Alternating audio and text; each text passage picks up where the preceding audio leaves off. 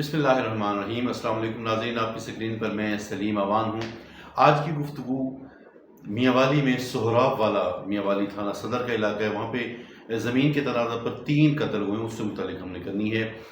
گلی کا حد بندی کا کوئی تنازع تھا جس کی بنا پر چچاؤں کی، داداؤں کی اولادوں کے درمیان کوئی معاملہ پہلے چل رہا تھا، اب حد بندی کا معاملہ ہو رہا تھا، وہاں پہ فائرنگ ہوئی اور 3 بھائی قتل ہو گیا۔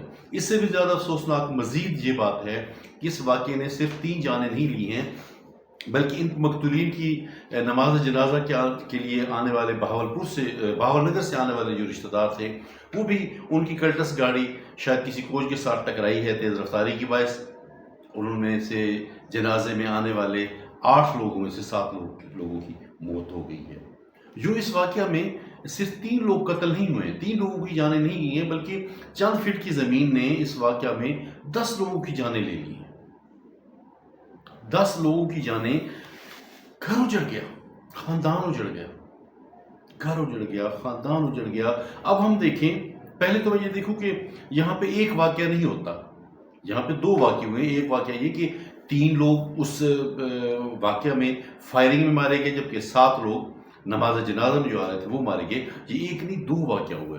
اب آپ دیکھیں کہ جسے آپ یہ کہہ لیں کہ اب اس کے بعد کیا ہوتا کیا ہے۔ واقعے میں صرف لوگ قتل نہیں ہوتے، صرف لوگ قتل نہیں ہوتے، وہ قتل ہونے والوں کا گھر بھی جڑتا ہے، ساتھ میں جو قاتل ہیں وہ کہاں بچتے ہیں۔ آج اگر وہ فرار ہو بھی جاتے ہیں تو پولیس نے اپنی ڈیوٹی پوری کرنی ہے، کل انہیں پکڑے جانے، کل انہیں اشتہاری ہو جانے، کل وہ سی ٹی ڈی کے ہاتھوں آ جائیں گے، سی سی ٹی کے ہاتھوں آ جائیں گے، عدالتوں میں جائیں گے، عدالتوں میں وہ کیس کو بھگتیں گے۔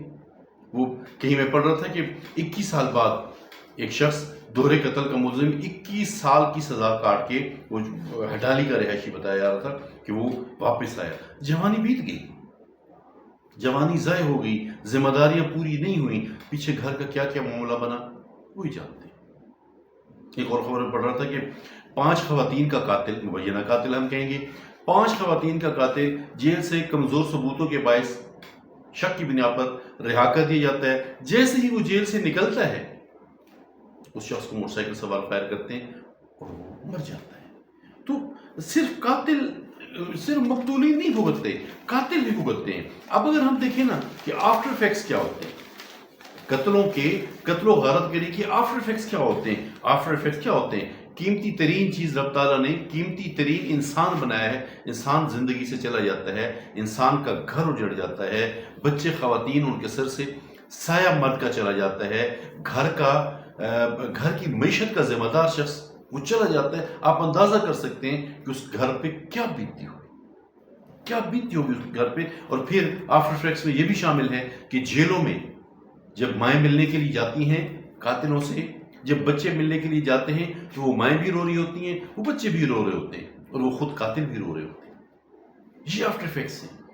اب ہم نے دیکھنا یہ ہے کہ قتل و غارت گری جس کی وجہ سے تھوڑے سے سمجھدار لوگ وہ علاقہ تک چھوڑنے کو تیار ہو جاتے ہیں اور اس علاقے کو چھوڑ کے چلے جاتے ہیں۔ نسل در نسل چلنے والی دشمنیاں، لوگ علاقے چھوڑ کے چلے جاتے ہیں۔ یہ صرف ایک میاں والی ایک کلچر ہے، کلچر اب ہم اسے نہیں کہیں گے، لیکن بہت زیادہ قتل و غارت گری ہوتی ہے، اور چھوٹی چھوٹی بات پہ کہ تم نے مجھے گھور کے کیوں دیکھا۔ یہ جو ہم نے 21 سال کی سزا پا کر واپس آنے والے شخص کی کہانی پڑھی، یہ کتے کے تنازع پہ 2 لوگوں کو فائر کر دی گئے، لوگ مر گئے۔ چھوٹی چھوٹی باتوں پر قتل و غارت گری ہو جاتی ہے۔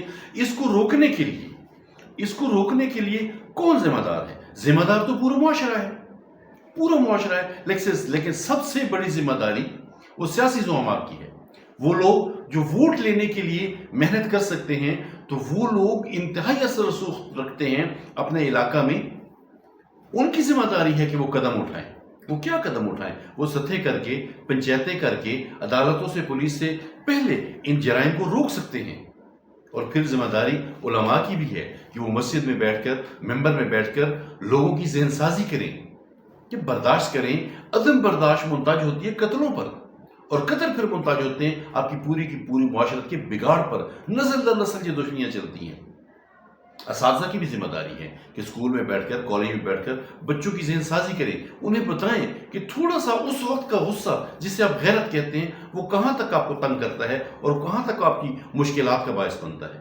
صحافی لوگ خبر لکھتے ہوئے ذمہ دار بنیں، صحافی لوگ خبر لکھتے ہوئے ذمہ دار بنیں اور ایسے الفاظ استعمال کریں جس سے لوگوں کی ذہن سازی ہو، لوگ جانیں کہ اس قتل و غارت گری سے کیا کیا نقصان ہو رہا ہے۔ صرف میاں والی نہیں، جہاں جہاں بھی عدم برداشت بڑھتی جا رہی ہے وہاں ہمیں اس کا ذمہ دار ہونا پڑے گا۔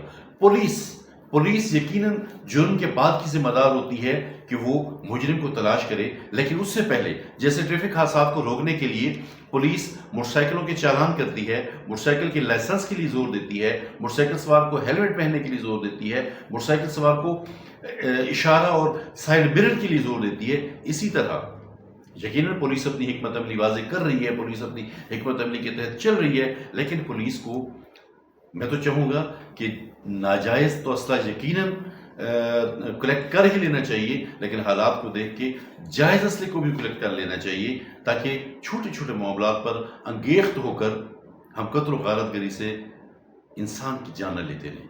السلام علیکم۔